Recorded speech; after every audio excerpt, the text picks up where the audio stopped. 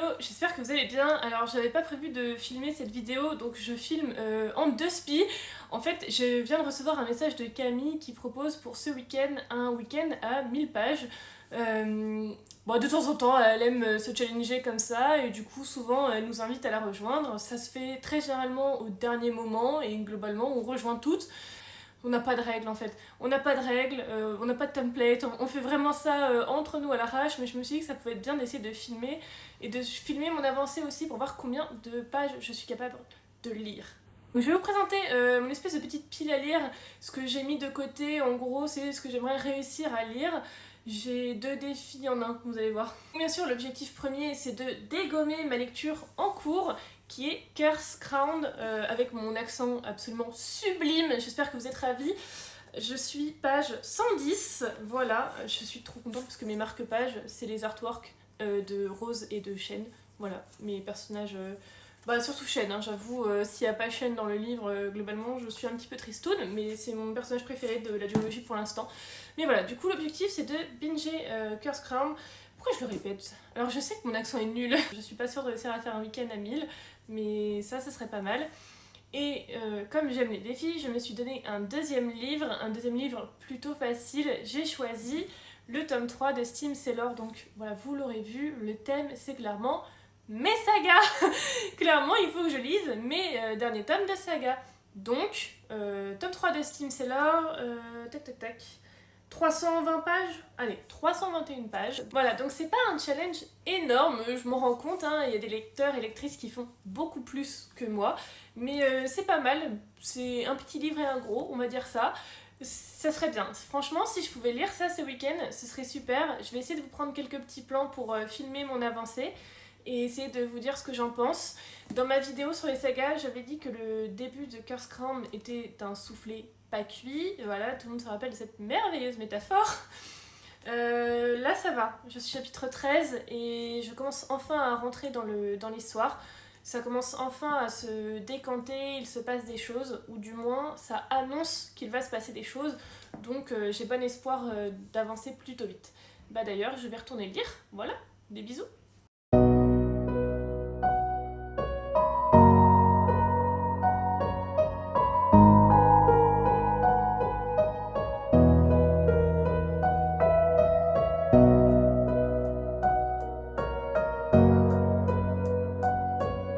Bon, je suis en train d'avancer gentiment dans Curse Crown et j'aime trop. J'aime trop parce que... Alors attention, je vais spoil un petit peu. Mais en fait, à la fin du 1, il se passe des dingueries. Et là, il y a des choses qui sont laissées en suspens. Et les choses qui ont été laissées en suspens à la fin du 1 sont en train de se résoudre gentiment là. Vous savez, c'est une romantaisie, donc forcément il y a de la romance. Et là, il y a un personnage qui est arrivé et je peux pas m'empêcher de sourire comme une abrutie parce que... j'aime trop, c'est trop mignon. J'ai trop hâte de voir la suite. Alors je vous fais la première update lecture de ce marathon, vlog, tout ce que vous voulez. Voilà, je vous fais la première update. En tout cas, on est samedi. Clairement, j'ai pas fait d'effort. Ça va être un week-end en famille. Ma famille me tolère comme ça, donc je reste comme ça. En matière de lecture, donc, j'ai avancé un petit peu dans Curse Crown, que je prononce toujours aussi désastreusement, mais bon, c'est pas grave. Je suis page 160, voilà. C'est pas une avancée de zinzin, mais voilà, je suis contente, ça avance doucement. Et si vous vous rappelez de la métaphore culinaire, le soufflet prend, ça y est, ça y est, ça monte, ça commence à bien cuire.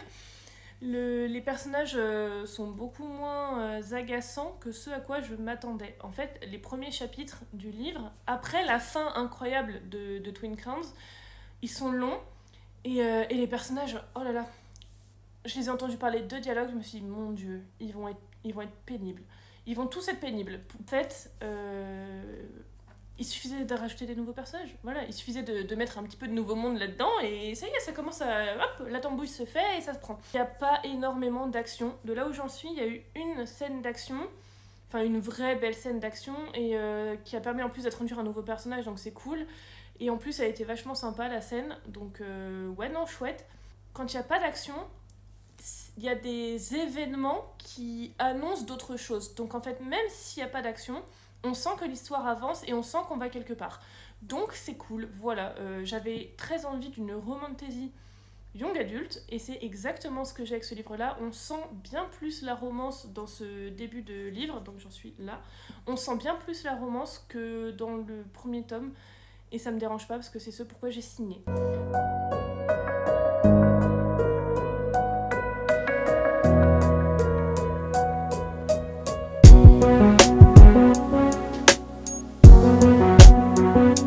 On n'est pas tout à fait dimanche soir, ni même lundi, on est carrément mardi matin. En fait, j'ai passé le week-end plus le lundi en famille, donc je n'ai pas pu du tout filmer. Forcément, j'ai profité de mes moments en famille, mais j'ai tout de même avancé dans cette histoire de marathon, de week-end à 1000 que a proposé Camille. Autant vous dire que les choses ne sont pas du tout passées comme prévu. Donc je n'ai pas lu ça, pas du tout, je l'ai pas du tout entamé, mais j'ai bel et bien fini ça. Ça c'est cool. Pour vous faire un avis très rapide sur Cursed Crowns, vous avez vu, j'ai fait un effort. C'est tout ce qu'on attend d'une romantasy young adulte. Le cahier des charges est très très bien rempli, c'est-à-dire qu'on a une belle place pour la romance. Franchement, moi je vis pour la romance de ce livre, encore plus que dans le tome 1. Je dois avouer que des fois, l'histoire, je n'en avais rien à faire. Je voulais savoir ce qui allait se passer pour mes personnages. En fait, ce livre, c'est les personnages. C'est ça, sa force. Les personnages sont géniaux. Ils sont mignons, ils sont attachants. Ils nous mettent dans des situations où on a peur pour eux. Enfin, vraiment, il y en a des fois, ils font n'importe quoi, mais c'est tellement justifié par leur caractère que pour moi, ça passe. Et je sais que bon, Rose notamment, on va pas se mentir, hein, c'est la princesse pourri gâtée du livre. Donc forcément, elle a des moments agaçants, forcément il y a des moments où on a envie de lui rappeler qu'elle n'est pas seule au monde et que d'autres personnes existent autour d'elle. Mais en fait, c'est une princesse pourri gâtée en fait. Donc moi j'ai pardonné, à voir si pour vous ça peut passer, mais franchement il est encore meilleur que le premier tome quoi. Enfin, incroyable. Incroyable. Là de la romance, les enjeux qui nous sont présentés dans le livre sont très intéressants. Honnêtement, je l'avais vu venir. Je le sentais à des kilomètres, mais c'est pas grave parce que ça reste un young adulte, donc forcément, disons que la construction de l'intrigue va être beaucoup moins complexe à comprendre qu'un récit de high fantasy. Mais même si je savais, ou que j'avais une petite intuition de où on allait, et ben j'y vais avec plaisir quoi. Et vas-y, je fonce avec les personnages, je fonce avec vous. J'ai signé pour ça et en plus vous me donnez ce pourquoi j'ai signé. Donc voilà, je n'ai pas trouvé de défaut, j'ai trouvé excellent, il est pas trop long. J'ai trop aimé. Je ne peux que vous recommander chaudement cette trilogie. Elle est, pour l'instant en tout cas, excellente. Je ne sais pas ce que donne le troisième tome parce qu'il n'est pas encore traduit, mais vraiment, si vous voulez de la romantasy young adulte, il est très très bien. Et je sais que pour certaines personnes c'est important, il est smut free. Voilà, bon. Il est sans scène explicite. Voilà, sans scène de sexe explicite. Ça peut être bien de le savoir. J'ai quand même essayé de jouer le jeu des 1000 pages. J'ai essayé de rentabiliser au maximum mes temps de trajet. J'ai beaucoup roulé pendant ces 3 jours, donc j'ai remis mon livre audio que j'avais commencé sur Audible, qui est Carnet noir de Stephen King. Stephen King, voilà, pour moi c'est une valeur sûre. J'aime en faire un de temps en temps, voilà. Ça me détend, ça me permet de découvrir d'autres choses, et je trouve qu'en matière de polar, bon je m'y connais pas très bien, mais en roman policier en tout cas, je trouve qu'il est vraiment bon. J'avais adoré le premier tome, Mister Mercedes, et là donc c'est la suite de cette histoire. Donc Carnet noir c'est le tome 2. Il y a un troisième tome je crois, que je vais très certainement lire parce que voilà, Carnet noir est excellent. Là où j'en suis, le prologue s'ouvre sur la petite vie tranquille d'un auteur à succès qui se fait braquer par 3 types cagoulés. Et en fait, le chef un peu de ce trio n'est pas tant que ça à la recherche de l'argent, il recherche surtout des écrits, des manuscrits, et en fait ils arrivent tous ensemble à dérober 12 carnets Moleskine, donc les carnets d'écriture de cet écrivain à succès. qui ont une valeur énorme, hein, forcément, parce que c'est comme si vous aviez le manuscrit inachevé de Tolkien et que vous retrouvez dans un coffre-fort. Enfin voilà, ça a vraiment énormément de valeur dans l'histoire. Et donc ils vont voler donc, son argent, ses carnets, ils vont le tuer, et l'histoire commence comme ça. Donc on va voir un peu la vie que vont mener les carnets une fois qu'ils ont été volés. C'est assez étrange. Mais étonnamment, ils passent de main en main et je sais pas où on va pour l'instant, je suis encore au début de l'histoire. Je vous ferai des petits retours dans d'autres vidéos, je pense, dans une vidéo update lecture. Mais voilà, là où j'en suis, je vois pas trop ce qui se passe, mais j'ai retrouvé Billy Hodge et ça c'est cool. Et finalement, donc j'ai pas lu, comme je vous disais, le tome 3 de Steam Sellers, mais j'ai entamé en lecture commune avec des amis Six Couronnes écarlates d'Elizabeth Lim, c'est publié chez Rajo. Et je dois dire que j'ai adoré. Enfin, je me suis posée une après-midi avec un café et j'ai lu toute l'après-midi. Enfin, toute l'après-midi. Une bonne partie de l'après-midi.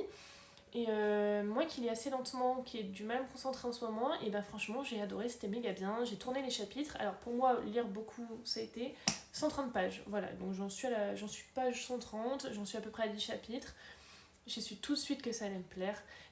C'est cosy, c'est doux, c'est mignon, c'est bien écrit. J'aime beaucoup la personnage principale, comment elle s'appelle? Shiori, j'avais déjà oublié. Elle s'appelle Shiori, elle est trop mignonne, je l'adore. Je sais pas pourquoi, elle a ce côté un petit peu peste, petite princesse peste, mignonne. Elle me fait beaucoup penser à Yona. Je sais pas si vous connaissez le manga. Le manga animé Yona of the Dawn. C'est mon manga préféré, donc voilà, ça me fait penser à elle. C'est tout doudou, c'est tout mignon, j'aime trop. C'est ma Yona. Voilà, je vous dirai ce qu'il en est dans un update lecture, hein, mais voilà. Du coup, j'ai lu ça au lieu de lire Simseller. J'ai entamé un tome 1. Tant pis. Voilà, c'est tout pour mon week-end à 1000 qui n'en est pas vraiment un, pas un du tout d'ailleurs. Enfin, je m'attendais pas du tout à réussir à faire 1000 pages. Je suis très contente d'avoir accompagné Camille dans ce défi et puis d'avoir essayé de me challenger un petit peu. Ça tombait pas le bon week-end, mais c'est pas grave, on a essayé. Donc ça, c'est mon petit compte rendu de ce week-end. Franchement, ça là, comment je suis dégoûtée, comment ça m'énerve trop. Parce que ici ça tient, et encore heureusement, mais alors là, je suis trop triste. Et pourtant, je fais attention, hein. Enfin, j'essaie de faire attention à mes livres, mais là, ça me fane. Voilà, donc c'est tout pour le week-end à 1000. Je suis désolée, j'ai pas eu beaucoup le temps de filmer, j'ai pas eu beaucoup le temps de faire des plans. Je vous avoue que je suis pas fan de filmer autre chose que du livre dans ce genre de vlog pour l'instant.